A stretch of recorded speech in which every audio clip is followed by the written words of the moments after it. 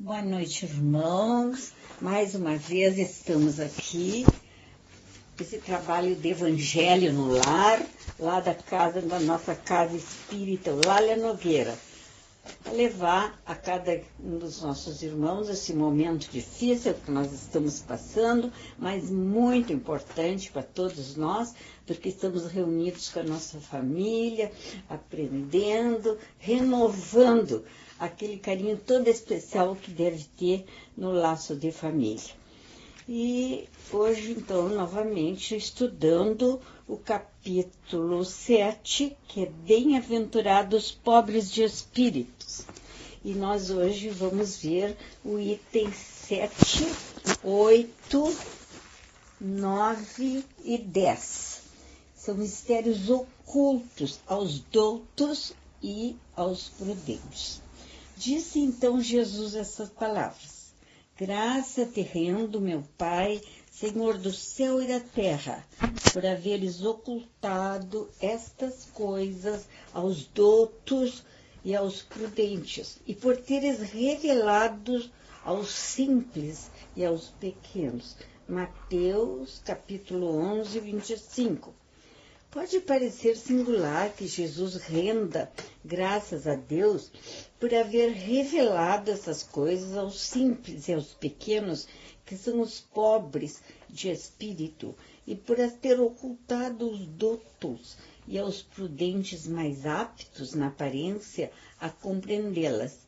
É que cumpre-se entenda que os primeiros são os humildes, são os que se humilham diante de Deus e não se consideram superiores a toda a gente. Os segundos são os orgulhosos, envaidecidos de seu saber mundano, os quais já se julgam prudentes porque negam e tratam a Deus de igual para igual, quando não se recusam a admiti-lo. Portanto, na antiguidade, douto era sinônimo de sábio. Por isso é que Deus lhe deixa a pesquisa dos segredos da terra e revela os do céu aos simples e aos humildes que diante dele se prostram. O mesmo se dá hoje com as grandes verdades que o Espiritismo revelou. Alguns incrédulos se admiram de que os espíritos, tão poucos esforços, façam para os convencer. A razão está em que estes últimos cuidam preferentemente dos que procuram de boa fé e com humildade a luz daqueles que se supõem na posse de toda a luz e imaginam talvez que Deus deveria dar-se por muito feliz em atraí-los a si, provando-lhes a sua existência. O poder de Deus se manifesta nas mais pequeninas coisas, como nas maiores. Ele não põe a luz debaixo do alqueire. Por isso é que a derrama em ondas por toda parte, de tal sorte que só cegos não a veem. A esses não quer Deus abrir à força os olhos, dado que lhes é apraz tê-los fechados. A vez deles chegará, mas é preciso que antes sintam as angústias das trevas e reconheçam que é a divindade e não o acaso quem lhes fere o orgulho.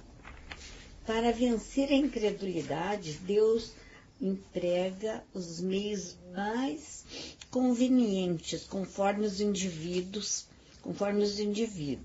Não é a incredulidade que compete prescrever-lhe o que deve fazer, nem lhe cabe dizer.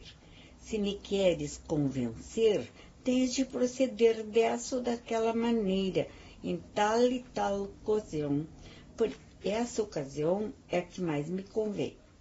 Não se espantem, pois, os incrédulos, de que nem Deus, nem os espíritos, que são os executores da sua vontade, se lhes submetem às exigências.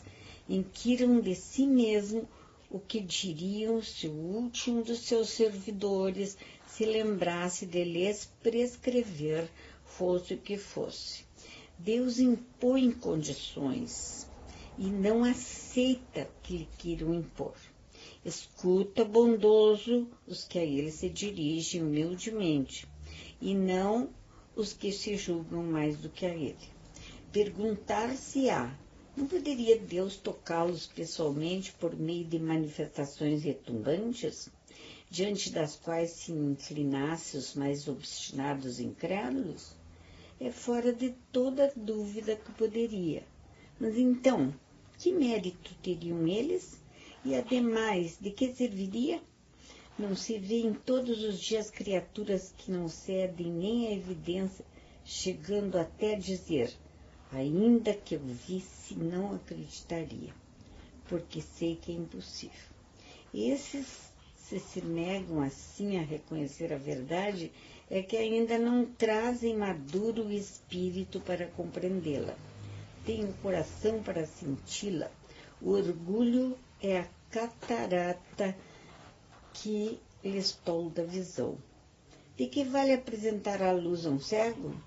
É necessário que antes se lhe destrua a causa do mal. Daí vem que o médico hábil, Deus primeiramente corrige o orgulho. Ele não deixa o abandono àqueles de seus filhos que se acham perdidos, porquanto sabe que cedo ou tarde os olhos se lhes abrirão. Quer, porém, que isso se dê de modo próprio, quando vencidos pelos tormentos da incredulidade, eles vêm de si mesmo lançar-lhes nos braços e pedir-lhe perdão, quais filhos pródigos.